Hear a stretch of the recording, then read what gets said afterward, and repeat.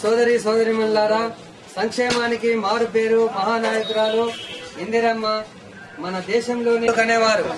SC ST వర్గాల అభ్యున్నతి కోసం ఆమె 1974, 75, 1978, 79వ సంవత్సరాలలో ప్రత్యేక నిధులు కేటాయించేందుకు ఉప ప్రణాళికను ప్రవేశపెట్టారు. మేలు జరగాల్సినంత జరగలేదని, ఎస్సీ ఎస్టీ వర్గాల కోసం ఇందిరమ్మ కన్న కలలు ఇంకా నెరవేర్చాలని ఆవశ్యకత ఉందని జాతీయ స్థాయిలో శ్రీమతి సోనియా గాంధీ గారి నేతృత్వంలోని జాతీయ సలహా మండలి కూడా గుర్తించింది.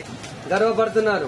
ఇందిరమ్మ ప్రవేశపెట్టిన ఆంధ్రప్రదేశ్ ఎస్సీ ఎస్టీ ఉప ముఖ్యమంత్రి శ్రీ దామోదర రాజనరసింహ గారి ఉప సంఘాన్ని ఏర్పాటు ఎస్సీ ఎస్టీలకు న్యాయం జరగాలి, నిధులు ఖర్చు చేయాలని, ఈ వర్గాలకు దామాషా పద్ధతిలో కేటాయించిన నిధులు ఉండాలని సిఫారసు చేసింది. నేను కూడా ఇందిరమ్మ బాటలు పల్లెల్లో పర్యటించినప్పుడు గల వ్యత్యాసాలను గమనించి తీసుకురావాల్సిన అవసరం ఉందని అసెంబ్లీ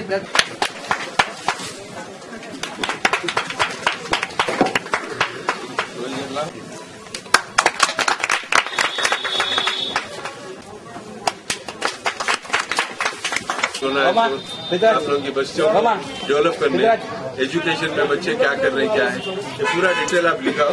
राइटिंग में भी एक काफी उनको देते हैं.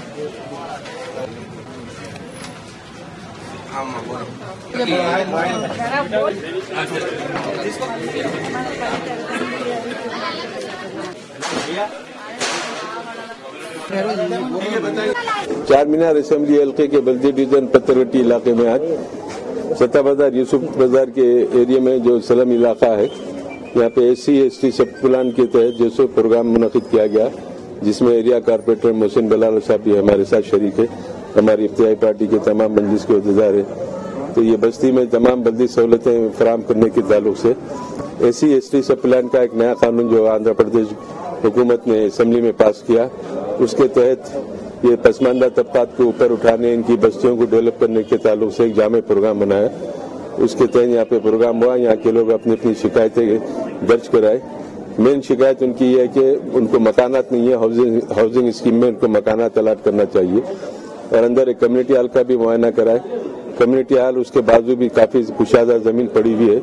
तो उस सिलसिले में मैंने तयखुन दिया कि हाउसिंग कलेक्टर हैदराबाद को बोल के हाउसिंग में वहाँ पर G+5 या G+6 के तौर पे एक बिल्डिंग बनाएंगे, ताकि यहाँ के लोगों को पक्के मकानात में रहने की सहूलत हो सके.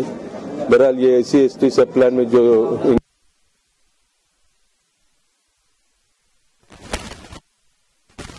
तमाम बस्तियों का सुधार, तमाम बस्तियां